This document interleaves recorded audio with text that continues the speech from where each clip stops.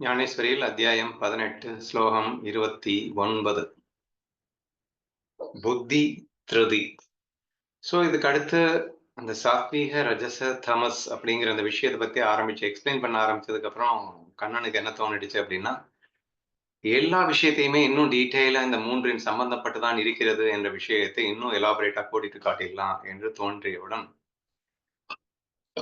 அடுத்து புத்தி மூன்று வகைப்படுகிறது, திருதி மூன்று வகைப்படுகிறது என்று ஒவ்வொன்றாக எக்ஸ்பிளைன் பண்ண ஆரம்பிக்கிறாங்க. அதுல இந்த ஸ்லோகத்துல அடுத்து புத்தி திருதி இந்த மூவகைப்படும் அப்படிங்கிறதையும், அதுல புத்தியை நான் முதல்ல சொல்ல போறேன் அப்படிங்கிறதையும் சொல்றதுக்காகவே இந்த ஸ்லோகம் ஏற்பட்டிருக்கின்றது. அவித்யின் ஊரில் மோகம் என்னும் வஸ்திரத்தை உடுத்திக்கொண்டு சந்தேகத்தால் ஏற்பட்ட நகைகள் அனைத்தையும் அணிந்து கொண்டு அதனால் அழகு படைத்ததாய் ஆத்ம விஷயமான நிச்சயம் எந்த புத்தி என்னும் கண்ணாடியில் பிரதிபலிக்கிறதோ அந்த புத்தியின் வியாபாரமும் மூவகைப்பட்டிருக்கிறது. அது என்னது? புத்தியின் வியாபாரம் மூவகைப்பட்டிருக்கிறதுன்னு சொல்லணும்னு ஆசைப்படுறாரு. அதை சொல்றதுக்காக எடுத்துக்கொள்ளும் போது, அவித்யின் ஊரில் மோகம் என்னும் வஸ்திரத்தை உடுத்திக்கொண்டு, வித்தை அப்படின்னா அறிவு, ஞானம். அவித்தை அப்படின்னா அறிவில்லாதது, ஞானமற்ற. இப்ப நம்ம புத்தியை பத்தி பேசிட்டு இருக்கோம் அப்படின்னு வச்சுக்கோங்களேன். அவித்தை அப்படின்னா புத்தி அற்ற அப்படின்னு அர்த்தம். வித்தை அப்படின்னா புத்தி உள்ள அப்படின்னு அர்த்தம். அப்படி கூட வச்சுக்கோங்க. சரியா? இப்ப இங்க இடத்துல என்ன சொல்லியிருக்காருன்னா, அவித்யை என்னும் ஊரில்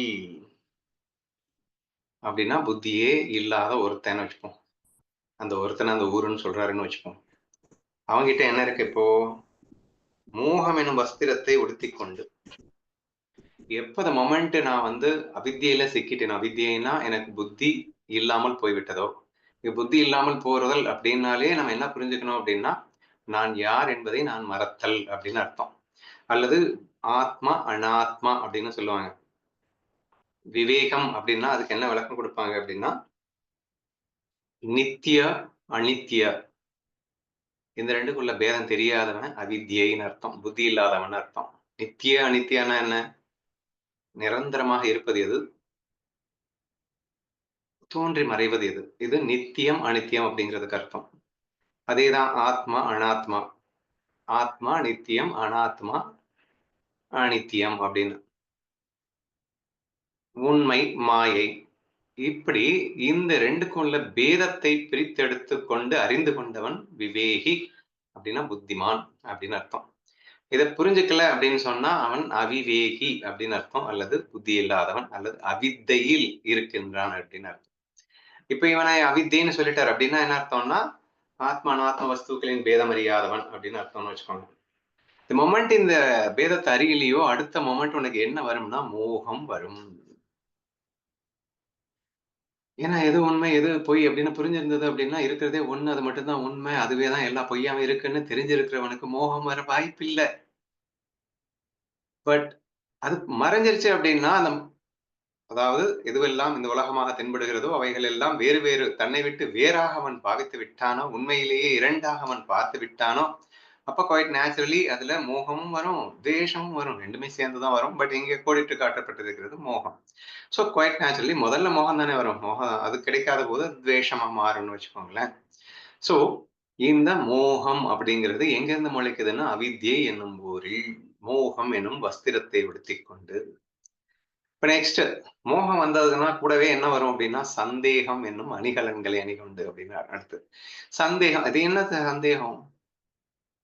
சந்தேகம் அப்படிங்கிறது பொதுவா யாருக்கு வரும்? பொதுவா இந்த சந்தேகம்ன்ற வியாதி, இந்த புருஷன் பொண்டாட்டி இருக்கான் அப்படின்னா, அந்த புருஷன்காரன் பொண்டாட்டிய சந்தேகப்படுறது அப்படின்னு. அந்த சந்தேகம்ங்கிறது யாருக்கு அதிகமா இருக்குன்னா, பொண்டாட்டி மேல எவனுக்கு மோகம் ஜாஸ்தி இருக்கோ, அவனுக்கு சந்தேகம் அதிகமாவே இருக்கும். ஏன்னா மோகம் முத்தி போயிருச்சுன்னா புத்தி வேலை செய்யாது. அப்போ பயம் வந்துரும் ஆக்சுவலா. எங்க பொண்டாட்டி நம்மள விட்டு போயிடுவாளோ அப்படின்ற பயம் வந்துரும்.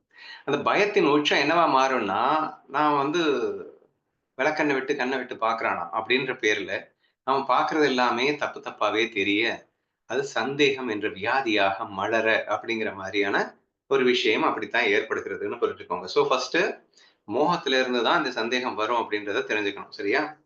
சந்தேகம் என்னும் அணிகலன்களால் ஏற்பட்ட நகைகள் அனைத்தையும் அணிந்து கொண்டு அதனால் அழகு படைத்ததாகி இருக்கின்றது. எதுன்னா அவித்தை. சரியா? அவித்தையில் இருக்கின்ற அந்த ஆத்மான்னு வச்சுக்கோங்க. அவன்னு வச்சுக்கோங்க. ஆத்ம விஷயமான நிச்சயம் எந்த புத்தி எண்ணம் கண்ணாடியில் பிரதிபலிக்கிறதோ, அப்படி இருக்கின்ற அவனிடத்தில் இப்போ அவித்தைய பற்றி சொல்லிட்டு, அடுத்து என்ன சொல்றாரு அப்படின்னா, புத்திக்கு வர்றாரு பாருங்க. இவ்வளோ நேரம் அவித்தைய பத்தி பேசினாரு. டக்குன்னு புத்திய பத்தி பேசுறாரு. ஆத்ம விஷயமான நிச்சயம் எந்த புத்தி எண்ணம் கண்ணாடியில் பிரதிபலிக்கிறதோன்னா என்ன அர்த்தம்? அவித்யைன்னா டோட்டலா ஆத்ம விஷயமே அந்த புத்திக்கு தெரியாதுன்னு அர்த்தம். அனாத்மாவை ஆத்மா என்று நம்பிக்கொண்டிருக்கும்னு அர்த்தம். அப்படித்தானே? ஆனா அப்படி இல்லாம, எவனுக்கு ஆத்மான்னா என்னதுன்னு அவன் புத்திக்கு ரொம்ப தெளிவா தெரிஞ்சிருச்சோ, தெரியறதுக்கும் புத்தி தான். தெரியாம இருக்கிறதும் புத்தி தான். இல்லையா? அப்ப அவித்தை என்பதும் புத்தி தான். அவித்தை என்பதும் புத்தி தான்.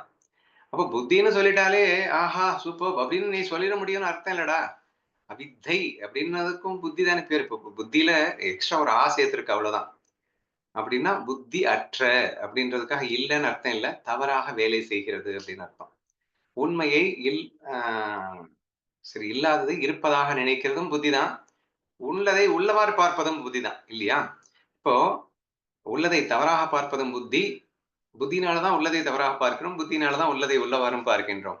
என்ற அடிப்படையில் பார்க்கும்போது, அந்த புத்தி அப்படிங்கிறது 3 வகைப்பட்டிருக்கிறதுன்னு சொல்றதுக்காகவே, அவித்தை என்னும் ஊரில் அழகு படைத்ததாக இருக்கும் அந்தே புத்தியானது, ஆத்ம பிரகாசத்தோடு ஆத்மா இன்னதென்று காட்டிக் கொடுப்பதாகவும் இருக்குவதும் புத்திதான். என்று சொல்லி அந்த புத்தி மூவகைப்படுகிறதுன்னு எக்ஸ்பிளைன் பண்றாரு. ஆத்ம விஷயமான நிச்சயம் எந்த புத்தி என்னும் கண்ணாடி பிரதிபலிக்கிறதோ, அந்த புத்தியில் வியாபாரம் மூவகைப்பட்டிருக்கிறது. அப்பா சத்துவம் முதலான முக்குணங்களின் சேர்க்கையால் இந்த ஜகத்திலுள்ள எவ்வஸ்துதான் மூவகையான பேதங்களுக்கு உட்படாமல் இருக்கிறது. இந்த 3 குணங்களுக்கு உட்படாத வஸ்துன்னு இந்த உலகத்துல ஏதாவது இருக்கத்தான் முடியுமா என்ன? அப்படி இருக்கும்போது புத்திக்கு மட்டும் வந்து விதிவிலக்கா என்ன?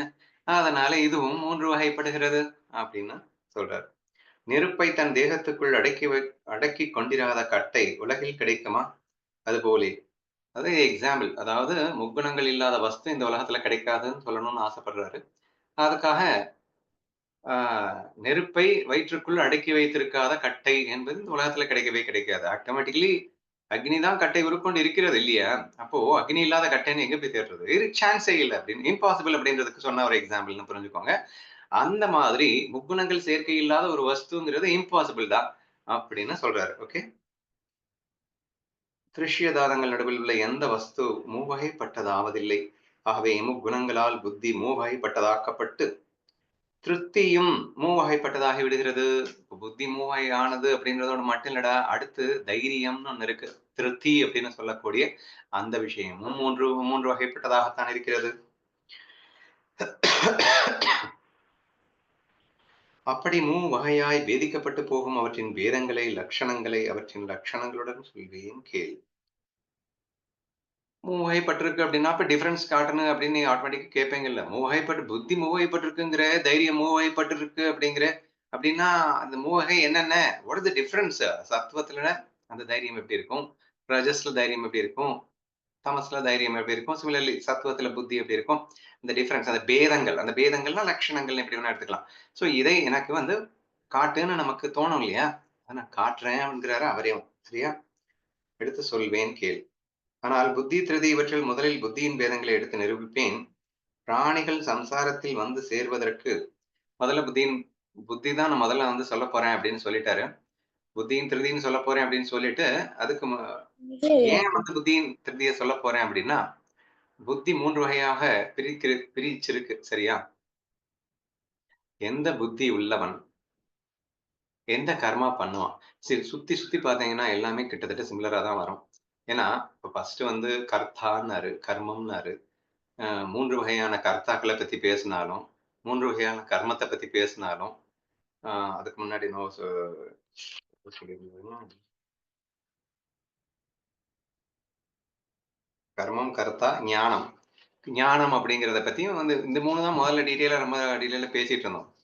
ஒண்ண படிக்கும் போதே ஏன்னா சத்துவத்தினுடைய கேரக்டர் படிக்கும் போதே, அதனுடைய கர்த்தா என்ன? கர்மம் என்ன? ஞானம் என்ன? எல்லாத்தையுமே புரிஞ்சுக்க முடியும். இப்ப புத்தி, புத்தின்னா என்ன? இப்ப நெக்ஸ்ட் என்ன? அது எங்கெங்க ரிலேட் பண்ண வேண்டியது இருக்குன்னு பாருங்களேன். இப்ப புத்தி, இப்ப புத்தி, புத்தின்னா எதுக்கு? புத்தி எதுக்குன்னா, நான் என்ன செய்யணும்னு தீர்மானிக்கிறதுக்காக தானே இருக்கு.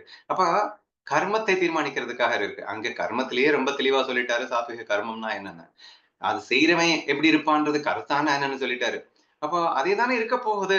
ஆனாலும் நமக்கு இந்த மரமண்டைக்கு ஏறாதுன்னு அவர் முடிவு பண்ணிட்டாருப்பா. அதனால புத்திங்கிற பேர்ல ரிப்பீட்டடா same thing is going repeated again. ஆனாலும் நமக்கு ஏறணுமே அப்படிங்கிறதுக்காக சொல்றதா நான் புரிஞ்சுக்கிறேன். ஏன்னா இந்த இடத்துல மறுபடியும் அந்த புத்தி 3 வகைப்படுகிறது அப்படின்னு ஆரம்பிக்கும்போது என்ன சொல்ல வேண்டியது இருக்குன்னா, கர்மத்த பேஸ் பண்ணி தான் சொல்ல வேண்டியது இருக்கு. இல்லையா? இப்ப ஏன் இதெல்லாம் இவ்வளவு நேரம் பேசிட்டு இருக்கேன்னா, அடுத்து என்ன சொல்றாருன்னா பிராணிகள் சம்சார சக்கரத்தில் வந்து சேர்வதற்கு உத்தமம், மத்தியமம், நிகிருஷ்டம் என்ற 3 வழிகள் உண்டு. அவசியம் கர்த்தவியமான கர்மங்களின் அனுஷ்டானம், காமிய கர்மானுஷ்டானம், நிஷ்ட கர்மானுஷ்டானம் என்ற பிரசித்தி பெற்ற இவையே இம்மூன்று வழிகளாய் பிராணிகளுக்கு சம்சார பயத்தின் சம்பந்தத்தை உண்டு பண்ணி வைக்கின்றன. அப்படின்னு சொல்றாரு. அப்படின்னா என்ன அர்த்தம்? சம்சாரம்னா இந்த உலகம். இந்த உலகத்துக்குள்ள நீங்க உள்ள வர்றதுக்கு 3 வழிகள் இருக்காம். சரியா? அதுல ஒண்ணு உத்தமம், ஒண்ணு மத்தியமம், ஒண்ணு நிகிருஷ்டம்னா ரொம்ப மட்டமானதுன்னு வச்சுக்கோங்க. சரியா? இந்த 3 வழிகள் எதை பேஸ் பண்ணி வருது அப்படின்னு சொல்றாருன்னா, கர்மானுஷ்டானத்த பேஸ் பண்ணி வருது அப்படிங்கிறாரு. நீ என்னென்ன கர்மத்தை நீ இப்போ என்ன புத்தி தான் என்னென்ன கர்மம் பண்ண போறேங்கிறத தீர்மானிக்கிறது எவன் புத்தி. அப்ப நீ என்னென்ன கர்மத்த பண்ண போற அப்படிங்கிறத பேஸ் பண்ணி தான் நீ எந்த ஜென்மத்துல நீ அடுத்த பிறவி எடுத்து சம்சாரத்துக்குள்ள வர்ற அப்படிங்கிறத தீர்மானிக்கிறது. அப்படிங்கிறதுனால இந்த 3 விஷயத்த இங்க ஷேர் பண்ணியிருக்காரு. உத்தமம், மத்தியமம், நிகிருஷ்டம். அதுல அவசியம் கர்த்தவியமான கர்மங்களின் அனுஷ்டானம். அதெல்லாம் செய்ய வேண்டியது. அதுல வந்து நித்திய, நைமித்திய கர்மம் இந்த மாரி வந்துரும்னு வச்சுக்கோங்களேன். அது வந்து ஃபர்ஸ்ட் ஒன். நெக்ஸ்ட் எதெல்லாம் ஆ சாரி நெக்ஸ்ட் வந்து காமிய கர்மம். அதாவது ஆசைக்காகவே செய்யப்படுகின்ற கர்மம். காமிய கர்மானுஷ்டானம். இது 2. 3 எத செய்யக்கூடாதோ அத மட்டுமே செய்றது அப்படிங்கிற ஒரு கர்மானுஷ்டானம். ஸோ இந்த மாரி 3 கர்மானுஷ்டானங்களின் வழியாக இந்த பிரசித்தி பெற்ற இவையே 3 வழிகளாக பிராணிகளுக்கு சம்சார பயத்தின் சம்பந்தத்தை உண்டு பண்ணி வைக்கின்றன. அப்படின்னு சொல்லி முடிக்கிறார். இது ஏன் இங்க சொன்னாரு அப்படின்னா, அடுத்த ஸ்லோகத்துல எக்ஸ்பிளைன் பண்றதுக்கு இது யூஸ்ஃபுல்லா இருக்கும்ன்றதுனால எப்பயுமே எந்த ஒரு ஸ்லோகத்தையும் முடிக்கும்போது அடுத்த ஸ்லோகத்தினுடைய சாரத்த தொட்டுட்டு தான் முடிப்பாரு. ஞானதேவருடைய வழக்கம் அது. சோ, அதனால இந்த கர்மானுஷ்டானத்த பத்தி பேசி முடிச்சிருக்காரு. இப்ப நெக்ஸ்ட் அவரு சாத்வீக புத்திய பத்தி பேசப் போறாரு அப்படிங்கிறப்ப, சாத்வீக புத்தி அப்படிங்கிறது, அந்த புத்தி தன்னுடைய கர்மானுஷ்டானத்தை எப்படி கொண்டு போகும் அப்படிங்கிறத தீர்மானிக்கிறதுக்காக முதலேயே சொல்லி வைத்திருக்கிறார் என்று புரிந்து கொள்ளுங்கள். This is about this shloka.